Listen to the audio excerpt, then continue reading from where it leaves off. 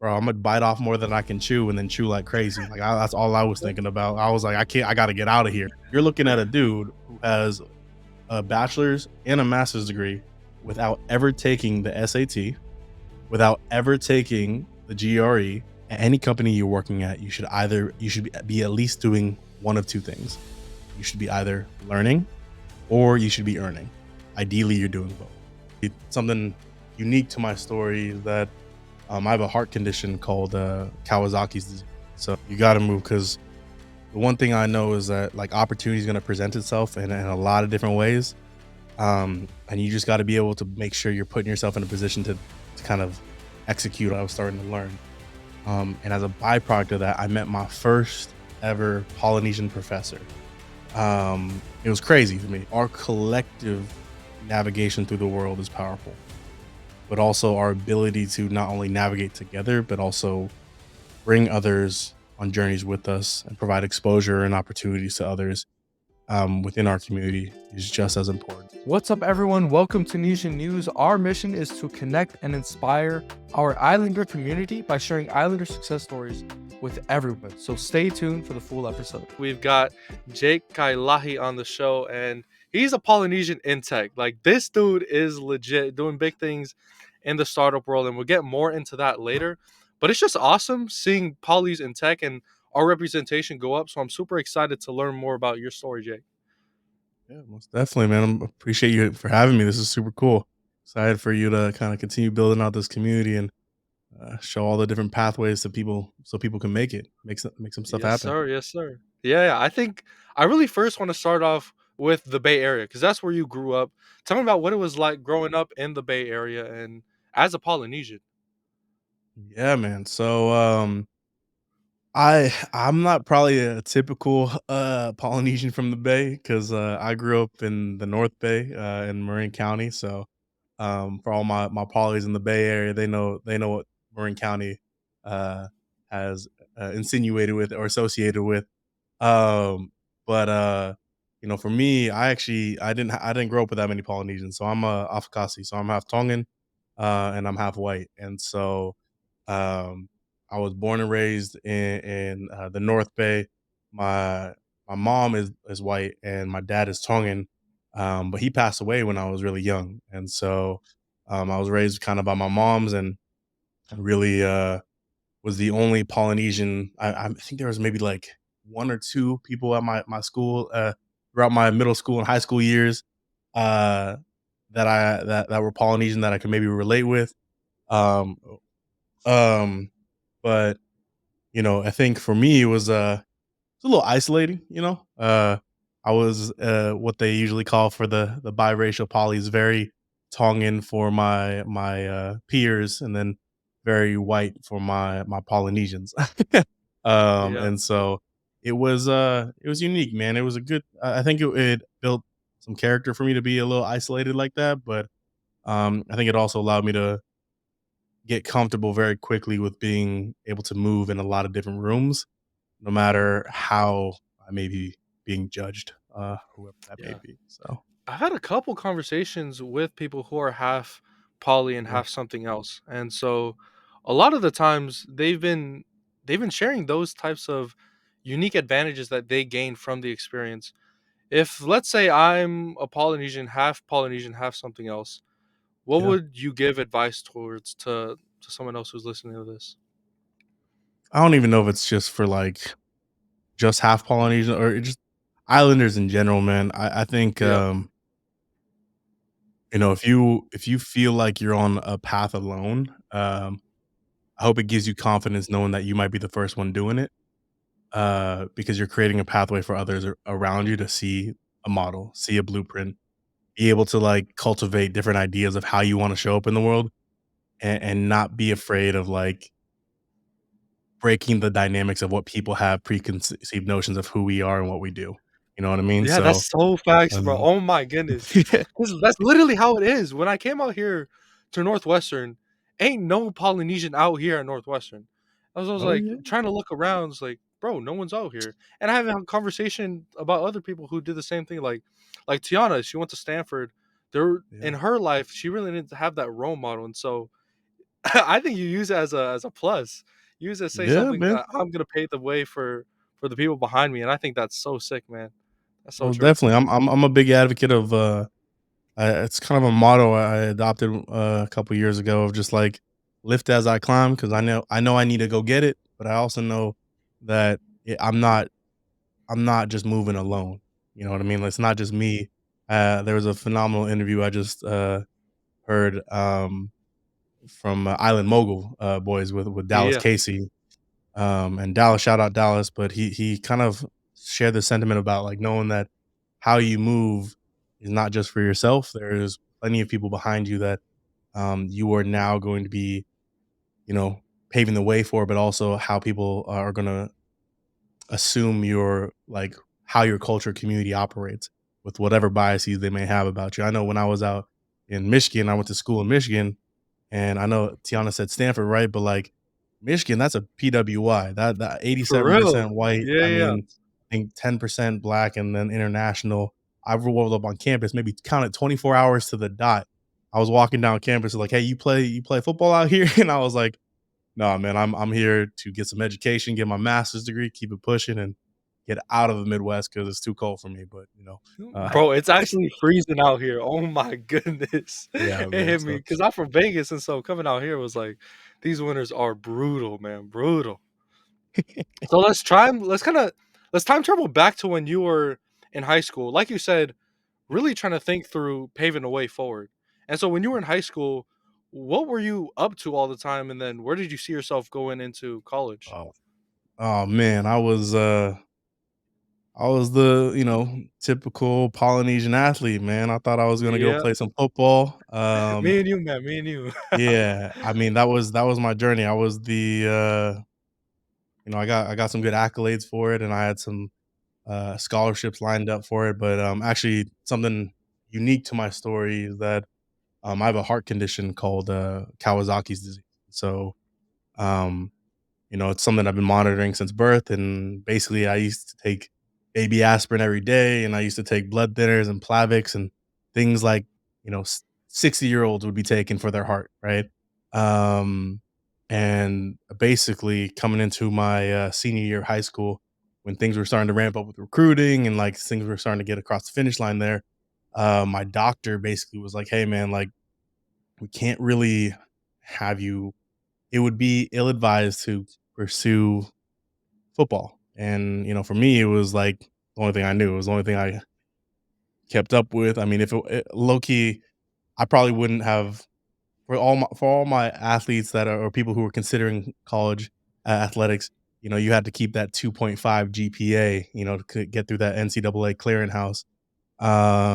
And so for me, that was kind of the roadmap, right? So I kept that 2.5. I was not a standout academic. I didn't, nothing about me told me that I was going to college for my grades. And so coming into my senior year was it was a bit of a shakeup because I had, first team awards, all league awards coming in, and I was senior year was supposed to be my standout year, and I have kind of doctors and second opinions, and they're all telling me like, hey, if you get hit too hard or you hit somebody too hard, you might, a clot might break off and go to your head and give you a stroke, or the aneurysm that's developed in your heart might rupture and kind of give you a heart attack. So there's all these like different things that they're like really worried about with my heart condition. And then just kind of sat down with the family, and we were just kind of like, okay, this isn't really going to be the move. And so, yeah, man, senior year of high school, again, I'm aging myself here because I'm getting older. But that was a tough year for me because got really depressed and didn't do well in football. Didn't know what I was going to do after high school. That 2.5 dropped down to a 2.1. Barely got out of that place, honestly. So yeah, man, that was kind of my high school years, but had a great time in high school, had great group of friends and good experiences. But the roadmap for what was next got derailed for sure. Yeah. No, I Um, think that's how it is sometimes for a lot of yeah, people. Like even me included, especially me, it's like, where do you go now? When COVID hit, rugby was everything to me. It was like everything was for rugby. And then COVID hits, and I find out there's no school, and I'm celebrating no school, and then everything just starts shutting down, and then I get hit with this thing called quarantine. And then we find out that we're all stuck at home, can't do rugby, and then it really comes down to like, where do you find yourself now? So what advice would you give for someone who's like down in the dumps like that? Like, True, man. looking back, what would you tell your senior yourself? Uh, you gotta move. You gotta move because the one thing I know is that like opportunity is gonna present itself in a lot of different ways.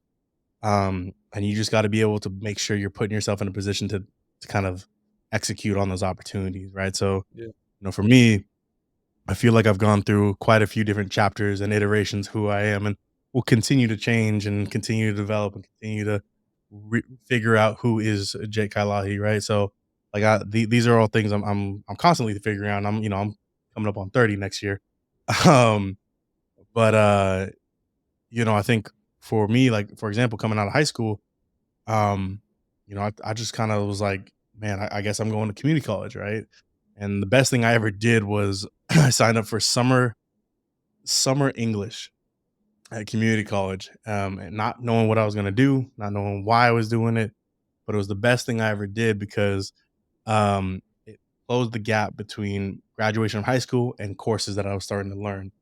And as a byproduct of that, I met my first ever Polynesian professor. It was crazy to me actually because she That is introduced wild. me. Yeah, man, it Yeah. was it was it was amazing. Shout out Professor Service, Lawrence Service out at Santa Rosa Community College. But she introduced me to Carol Dweck's work with the growth mindset. Um, and that was formative for me, right?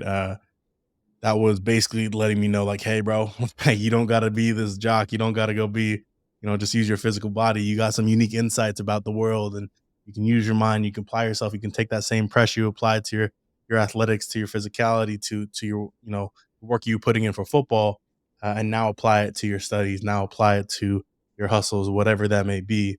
Um, and then I started to realize that, like, man, I'm at a community college, right? And I was like, I don't want to be here for that long, right? I would walk to my classes and pass all the football players chilling in the lobby, in the lounge, skipping class. And I'm like, yo, I got to get out of here. And so, Mhm. with coupling of like, man, I went from graduating high school with a 2.1 GPA to, I think I transferred with like a high 3 point something.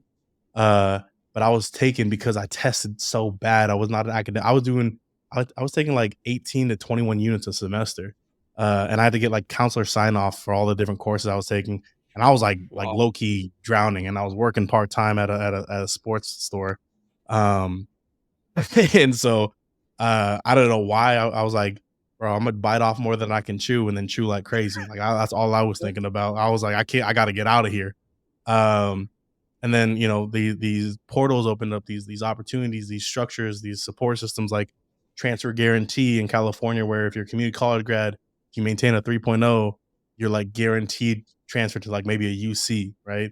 And so I wanted to go to Berkeley or UCLA. I didn't get into either one of those. And I went to UC Santa Barbara. And here's the kicker, man, as I got out there, I feel like I learned more at community college than I did in Santa Barbara. But Really? yeah, man. I think what was on my plate, right? Like at community college, I was working. I was taking courses. I was trying to justify that I could be an academic or even figure out how to write an essay or submit these courses. Um, but then I got to Santa Barbara, and man, that's a college town. Everybody there is in school. Like that, nobody's Yeah. commuting. You know what I mean? Everybody lives right next to the school in Isla Vista for the most part. I worked on campus in the career service center, and I was just connecting with all my polys that were out there. And actually, the kicker back to my football days was that you know I come back for summer break from Santa Barbara, or I'm getting prepared to leave to Santa Barbara, and I go to my doctor for my check-ins on my heart, and bro, they come back to me and they say, "Hey, man, it looks benign. It actually looks like it's resolved itself. All your heart conditions are like good to go." And I basically just asked the very blunt question of like, "So you're saying that I could be playing some sports right now?" And I almost lost it because one in my head immediately I was like, bro, you took 2 years away of like what I had in terms of potentially guaranteed D1 scholarships to go play some football. um, and then uh, and then I took a moment, I settled myself, and I was like, man, the mindset I have now, who I am today, would not have been even remotely who I could have been in college if I was doing, say, sports. Or it would look a That's lot different, powerful. right? And Yeah. um, so I left and I went and signed up for rugby. So Yeah, and bro, so we'll gotta get into that. We'll get into that, but that I wanna really hit on that point. It's like going through that whole experience, you can look back at it and you can say, "Man, those 2 years were all for nothing. Why did I do Mhm, that in the first place?" And just be down on yourself. Or you could look at that experience and say, "You know what? I'm glad I went through that. Although I wouldn't wish that upon anyone else, I'm mhm, a stronger person because of it." And I think looking back at my life, looking back at your life, we can all see those types of experiences where they look negative and they look terrible, but they've made you the person who you are today. And then you go mhm. and take this into wherever you want to go. It's like, bro, it does not hold you back. You could go and do whatever you want to do because of those things you went through. And I think that's super powerful. It talks like with the growth mindset that you're really hitting on, then and so you take this and you drive it into rugby. Now, what's it like being a D1 rugby athlete, bro? I don't know about D1. I'd say it was more of like a drinking club that happened to play rugby, honestly. Um, but, um, it was cool, man. It was, we got to play all like the Cal Berkeleys and the St. Yeah, Marys. Mind you, we were the worst team in the league by far. Like we were getting skunked 60-0, but I was just happy to be hitting people again. You know what I mean? So some of that contact is something that I always do miss, and so I try to keep up with it by lifting and keeping in the weight room. But there's nothing really like waking up after next day after an 80-minute game, dehydrated as hell, and just unable to move. You know what I mean? And so it's brutal. um, It's so brutal. so it was Santa Barbara was fun, man. I think it was good for what it was. I mean, who can complain? I was in a beach town, right? You know what I mean? Finishing my bachelor's degree. Um, Yeah, and I you know, I couldn't tell you what my direction was besides the fact that I knew that because of the informative like community college years I had and educational years I had, I knew I wanted to go back to community colleges and like serve. Like that's what was my mission. Is like, okay, like I need to get into education. Like I met my first ever Polynesian professor and it kind of changed my life. And now in my head, I was like, okay, I want to do that for others. Right. And so um, as I was working through Santa Barbara, it was just making sure that I didn't let up on the gas of making sure I got out. I think um for a time I was just like going through the motions and also too personally like I gotta say like the 2 years in Santa Barbara that I had felt a lot easier because of what I put myself through previously. mhm, Um, so I never was like stressed out about it. I think that's always something that I would recommend to people is like if it ain't gonna cost your life, you know what I mean, like go for it. You know what I mean, like yeah, push it to the boundaries to to the further limits of what it could man, I was taking 21 courses in community college, yeah, and I had 1 C, and my 1 C was in a film appreciation class because it was at, like, 8 PM at night till 11 PM, and I was in there half asleep eating dinner and, like, just trying to pay attention to, like, what is your, interpretations of Schindler's List and all these different philosophical approaches and conversations to, like, film, and I was like, "Bro, I just need to get through this class. Let me get this food in me. I'm trying to pay attention, but, like, this is the last thing on my mind, right?" So, um, but yeah, man, that's what I said kind of with my no, that's how it community is. It's college. like once you set the bar of what hard is, then everything else after this is like, bro, this is nothing. Like right now, I'm doing like 3 internships, taking a couple classes, and it's setting the bar high of like, this is what hard feels like. But then even Mhm. pushing that to the boundaries that wherever whatever else comes next is like, bro, are you serious? This is easy, bro. I did this all back in the days, and so I think Yeah. that's super important with setting the bar up high, and then everything else after that will just be easier as you play the game. Yeah, man. I think, the tough part that I think comes about that is not getting the results that you want, out of identifying the ease and the hardship of what you put yourself through, whether you made it easy or whether you made it hard on yourself. Because for me, I know like after I graduated, I was going to do Teach for America, which basically puts teachers all over the world, all over the U.S. And I was just like, no, this the structure of this program wasn't really working for me, and so I I just graduated and I went home and I didn't do anything. And I just got like local landscaping work and I got like this like kind of part-time gig working for like this summer camp company. And I wasn't a counselor, but like I helped run their like programs from like, you know, and it just wasn't really it for me. Right. And so Yeah. I always told you how like I wanted to get back into education.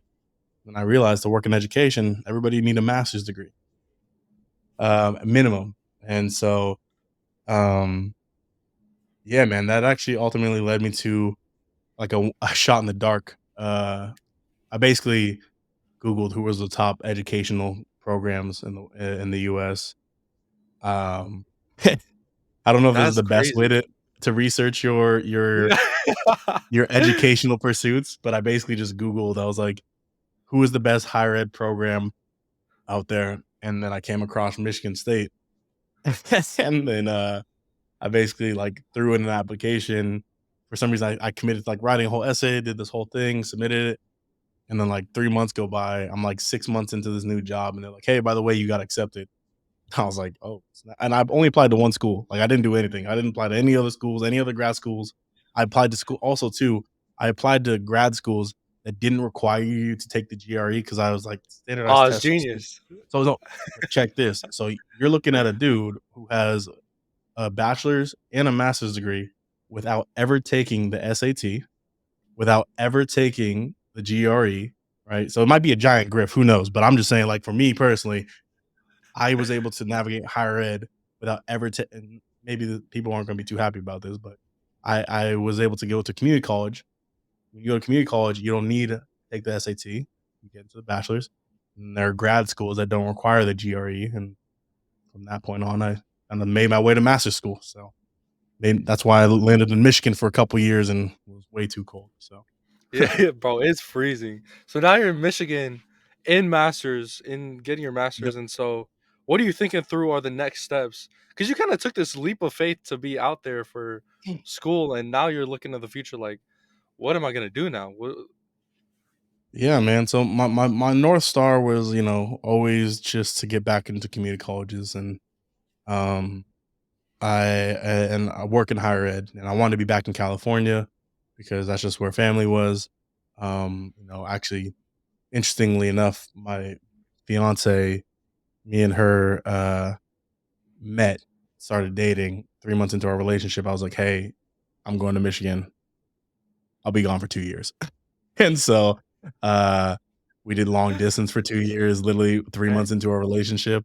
So I think that helped build our commitments to each other. Um, but out in Michigan, man, it was and when I got out there, it was a culture shock. Again, like I said, it was a PWI. There was not a single every person that I talked to thought I was Dominican, Puerto Rican, or black, or something like that, and or just light skin or mixed, right? And they couldn't even conceive that a Pacific Islander was even out here, at least for the people I interacted with. No, And I'm getting the so, same thing, bro. I'm like, yeah, yeah, I'm Polynesian. They're like from Chick-fil-A. What does that mean? That's a thing. It's that's like, the oh man. craziest one right there. Yeah, I don't know about that one. I might be if I ever got called a condiment or sauce, we might have some problems,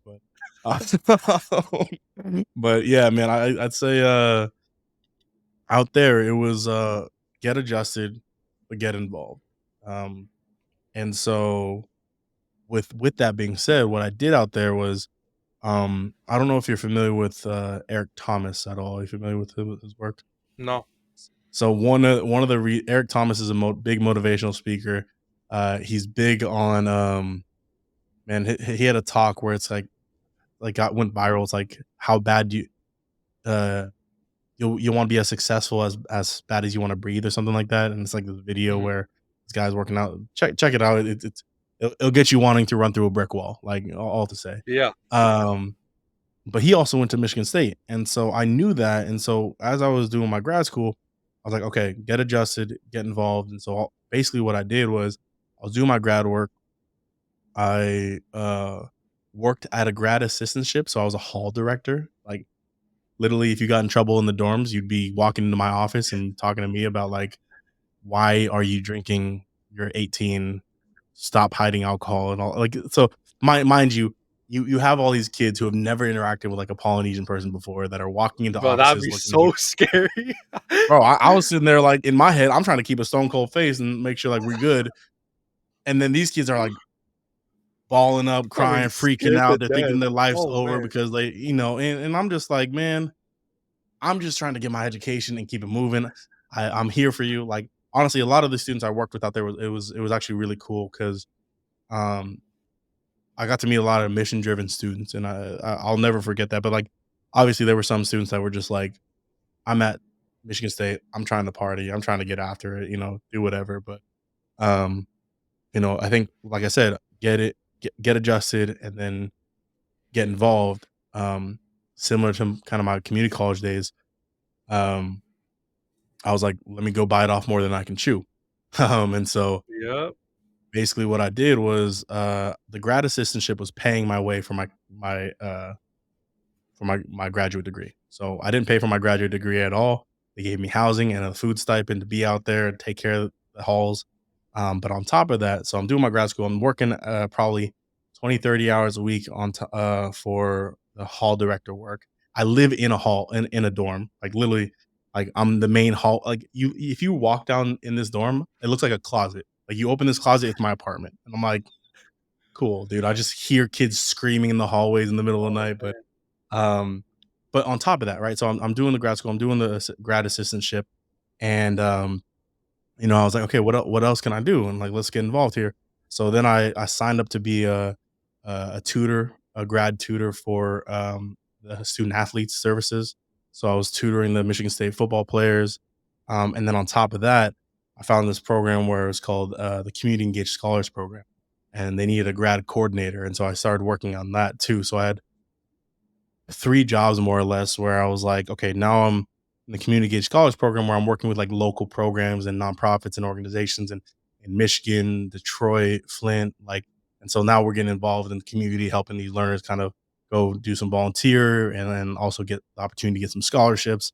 Um, so yeah, man, my Michigan, and then also too, like every Monday, Eric Thomas would talk in Erickson Hall, which is the education building, um, and he would show up with his camcorder recording, and I'd be like, "Hey, man, let me know where I can help." And I'm just trying to help him record some of his content, trying to get involved with his space and his motivational conversations. Honestly, that was a really kind of centering part for me too. Being out there alone, I was like, "Man, I need to find my anchor." And it was basically every Monday, this dude in front of a lecture hall screaming at us to be better than who we could be yesterday.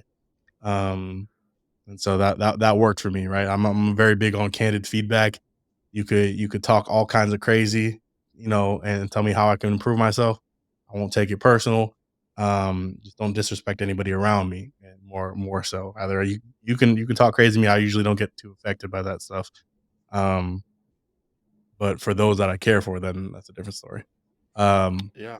yeah, man, that's kind of my grad school days. That's a little bit. Sorry, a little So how's your long winded. grad No, no, that was really cool. So you take all of these experiences, all these things that you're doing now, and then you pursue this career in career services. So how did you well, I guess you already got involved with there. What was the next step forward after grad school? Yeah, man. So like I said, bite off more than you can chew, chew like crazy. I went to my academic advisor and I was like, they're like, "What do you want to do?" And I was like, "I want to be the president of a community college." I said it before I even thought about it. Like I was like, "Well, what's the highest role?" Like president of community college. And my advisor was like, "Okay, well, let's start at the top." And she literally introduced me to like 3 different California community college presidents via email and was like, "Hey, I got this grad student." I was like, "Dude, this is crazy. Like, who are these people? They're willing to meet with me." And so whenever I went back to California for like winter breaks and just kind of whatever kind of break, um, I'd roll up on these different community college presidents for like lunch and like coffee chats and be like, "Yo, how'd you navigate your careers in education? I'm trying to come back. My girl's based in Long Beach, so I'm like, she's like, don't move to Long Beach just for me." And I was like, first of all, like, I'm gonna go where I want to go. Like, we going I'm gonna come to Long Beach for you, but I'm also gonna go get a job over at Long Beach City College, and that's just gonna work out, right? So, like, literally, so I moved ultimately after grad school because of the relationships I built. Mind you, it's a 2 year program.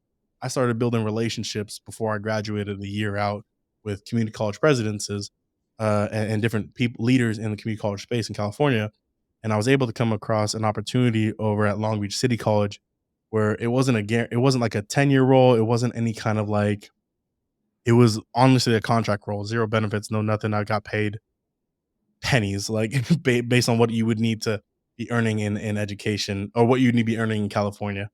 Um, and so I moved in with some roommates, had a buddy, my old college roommate lived in LA, and we're like, "Hey, let's get a house together," and we moved in together, and I was near my girl, and then I was, working at Long Beach City College. COVID happened, so now I'm working like semi in person, semi not, because actually the programs I was involved with overseeing were literally like emergency aid. So any student that got a laptop that needed any kind of distribution for like to do work from home for COVID, like I checked them out their laptops, their Wi-Fi hotspots. I helped them get groceries. I worked in a department called Student Equity. It was a fairly new department in education, but essentially I ran a program called the Male Success Initiative, which is a program specifically for male students of color who want to get in higher education because um, men are not going to college and they're not graduating in the same rate, more specifically men of color. Um, and so what we're seeing is that there need to be some intentionality by some various programming. So we literally, while I was there, I launched that program at Long Beach City College. I think it's still moving and shaking today. Um, and then I ran the emergency aid efforts, which was all around like COVID response, like helping students get groceries, internet access, computer access. Um, and then what else did I do? Oh, and then I worked on a program called the Justice Scholars, where I worked with formerly incarcerated or systems impacted folk to help them navigate education. And so, That's sick, bro. That's really yeah, it cool. was So you're doing cool. like all these things. Yeah, go It ahead. was cool, but I was broke. You know what I Yeah. mean? I love the impact, bro. Oh man. I love the Yeah, yeah. impact, but, I think the tough part of, like, helping others, build a home is that if you can't build one for yourself, and so, That's um, facts. No money, no mission, man. you know, It's and I'm not big on, like, for me, it's I always have to be in mission, like, it has to always be purpose-driven work. Like, I'm yeah, never gonna go be a part of, like, a certain organization that's just, like, grabbing the money. It's gotta leave some kinda impact. It's gotta be driving some kind of, net positive outcomes for the world, at least in my worldviews of how I view that, but, yeah, man. no, that's something I've been actually wrestling with is because with Nesian News, right? We have a Mhm. mission, and our mission is to go connect and inspire our community, islanders across the world. But the way I see it Oh, is that if I can't make money, that I can't put my all into this one thing and really focus or you. on this, then can I really focus on fulfilling the mission to the best possible way that I can?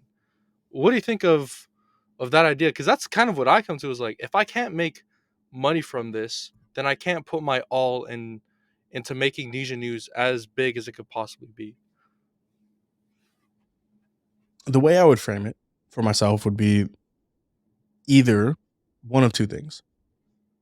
You either get at the table and you pull up other chairs for others to join you, and I'm gonna use a metaphor here because I also don't think, when we think about the money too, oftentimes it can be utilized as a tool. I don't want people to get absorbed by it.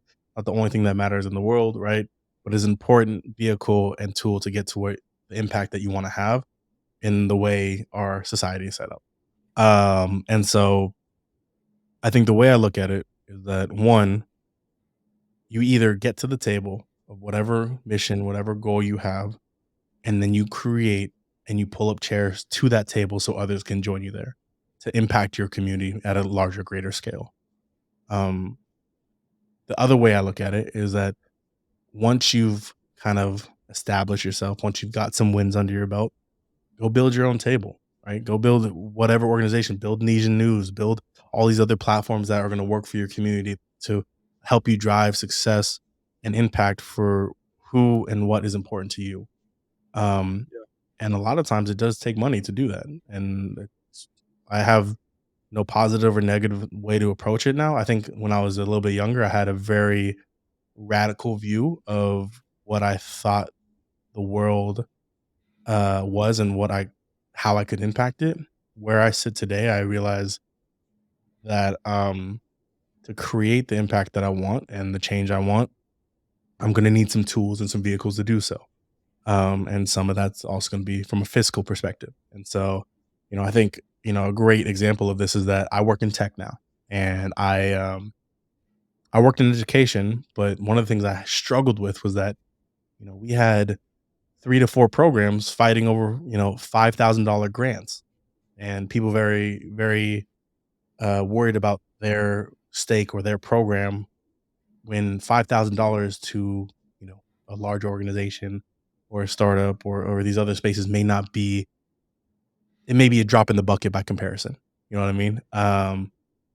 So again, around money, I think it's Yeah. important. I want to more explore of how you ended up in the tech startup world in the first place. How'd you do that?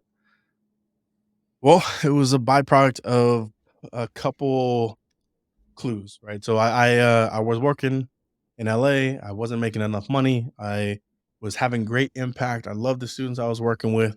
Um, I also had a very big ambition that I wanted to be the president of a community college. And I had a lot of mentors that are around me, like were willing to kind of share some time with me, talk through like different strategies to make that happen. However, when I would talk to them, I would hear these different themes of like, oh yeah, if you did, 2 years here, 3 years there, 5 years here, maybe 10 there, four here, there. And it started to stack up. And I'm like, I'm gonna be like 60 years old before I even get to the point where I'd be considered a dean. Like, what are we doing here? Like, and so in my head, I'm like, and even on top of that, there's like the various levels of like, bureaucracy and tenure and just different things that you had to navigate that, in my opinion, would stifle my ability to impact while I was so prioritized on figuring out my roadmap to, a president, like a community college presidency. Um, Shout out to all of those in education. I think education is phenomenally important, and I think that's something that sometimes gets missed, and but is it the only way to figure out your next best step? No, it isn't. Right? And is it the only path to success? No, it isn't, in my opinion. Um, but what ultimately led to this is this roadmap of like, okay, a 20-year professional roadmap, a salary that is uninspiring and to help me provide for my family and the people I care about. Programs that had a great impact that ultimately led me to be like, okay, well, what else could I do? I have a career services background. I worked developing programs. And I was like, okay, well, what if I found like an ed tech company? Like I could still be mission aligned and I could still, be, um, you know, having impact, but also earn what I need to earn. Um, And so I found a company I work at today. It's called Career Karma. And so what we do is we help people find various educational training programs. We help talent management and mobility. We work on consumer and enterprise products, and we do move in quite a few different ways. Um, but uh, Yeah. basically, I interviewed there, and I'll never forget my interview. Shout out to my CEO, Ruben Harris. Um, but I hop in this interview. I'm wearing it's COVID, kinda off the back of COVID, a virtual interview. I'm wearing a full suit virtually, and I'm all buttoned up, and, man, this guy logs in. This guy logs in a full bright red Nike tech suit, bright red, and I'm like, "What is happening right now? I'm over here way too overdressed for this," and he's looking at me, and he's like, "You dress like, is that you normally kinda is that how you is that your style, man?" And I was like, "Bro, I wear blank earth tone t-shirts, black, gray, almost every day. This is not me. And that kind of broke the ice, and it really kind of opened us up to talk about like how we were mission aligned. And I basically started off as a coach at Career Karma, helping people figure out like how do you want to train, because you could go back to school, you could go to boot camps, you could do self-directed learning, and it kind of provided me the foundations to figure out like how people are trying to figure out their career navigation, whether you are early in your career, whether you're a career changer, career pivoter. Um, and it kind of primed me up for my new role where I am the senior program manager and product strategist at Career Karma, working on a lot of their different enterprise efforts and programs. Most recently, we just launched a program with Google where we're kind of helping 5,000 learners break into careers in tech. And so, yeah, that's kind of the adding pressures of like kind of what led me to working at Yeah. working in tech, is that just all the different roadmaps and blueprints that I've started to pull together. I'm like, okay, what is my own blueprint and what do I need to do next to take That's care of what awesome. I need to Taking take care of? all these past experiences with giving career advice. I'm sure you've done that a bunch. I'm interested in what's a common piece of career advice that you hear all the time that you think is wrong. Yeah, that you don't feel ready to apply. That's going to be the biggest misconception I feel, because you apply to a job, yes, for the opportunity of getting a role and getting into a company, but that's not the only reason I think you should apply to a job. I think you should apply to a job because hopefully it's mission aligned. Hopefully it pays well. I love this quote from a guy named Gary Tan. He basically says, at any company you're working at, you should be at least doing one of two things. You should be either learning or you should be earning. Ideally, you're doing both, right? And that's kind of the way I look at kind of looking for career advancement, right? Or career navigation, right? Can you get into an opportunity? And I say this pulling back to applying to jobs, in that one, don't disqualify yourself. So go apply. Maybe you get an offer to an interview and you're still nervous that you're not even really like qualified to actually work at the company, which is totally fine. But now you know what their biggest pain points are because they're asking you the technical questions or the specific questions that indicate to you on like what is their top priority. So if you ever wanted to circle back to that company, say it's a big company, multiple thousands of employees, they're gonna have more roles. They're gonna hire again, and they're gonna show you and basically share with you like what are their top line missions or or issues that they're trying to solve, as well as like if you're in a technical interview, say as a software engineer or in cybersecurity, you work through those technical assessments and those technical interviews, you're gonna get practice, and it's gonna start to feel a little bit more like, okay, what do I need to work like what do I need to brush up on in terms of my technical skill sets within the interview process? Um, so there's always something to take away. So don't ever not apply just because you don't think you're ready. What I'd like to add to it is like also making sure you're leaving an impact. Like make sure your presence is felt with whatever room you walk into. I like this quote that I've heard before where you walk in. Actually, I think Ruben said this, but I think he basically said you walk into any room like you're the best thing that they've never heard about. And for me, that kind of carries with any space I try to show up in, because powerful. Our lived experiences, who we are, our identities. We are not walking into any room alone, and we should not forget. I love that. If you could put up a sign, and this sign goes up on every single islander Polynesian home, and they would see this sign every single day, millions and millions of islanders, what would that sign say and why? Ooh, that's interesting. A sign like, is it like a? Are we thinking like just a Yeah, it could message to the be it could world? be a quote, it could be an image, it could be a whole story. What would it say and why? Mm, I'd say lift as I climb. A quote that has been really rocks. I mean, that might change for me over the coming years, and it definitely has changed up to this point. But for me right now, it's lift as I climb, and that like our our collective navigation through the world is powerful. but also our ability to not only navigate together, but also bring others on journeys with us and provide exposure and opportunities to others within our community is just as important. And so I think, yeah, man, I think it'd be a quote around "Lift as I climb," so that uh, we all know that it's kind of also shares that we're all still being super ambitious and still hungry to to not settle and to press forward. Um, but it also is an affirmation that we're not alone in the process. Um, because there are plenty of people that want to be around and be a cheerleader in the stands of your life, right? So yeah, man. No, I love it, man. Thanks, Jake, for coming on the show. If someone is listening to this, they say they want to connect with you, how do they get in touch? Yeah, man. Feel free to add me on LinkedIn, Jake Kailahi, on social media. I think it's J Kailahi, so Kailahi. So on Instagram or Twitter. And then also too, I've created a community on Instagram, very slow rolling because I'm very, very busy right now. So I'm not keeping up with it as well as I should. But there's a platform, feel free to check it out, called Pacifica Tech Talk.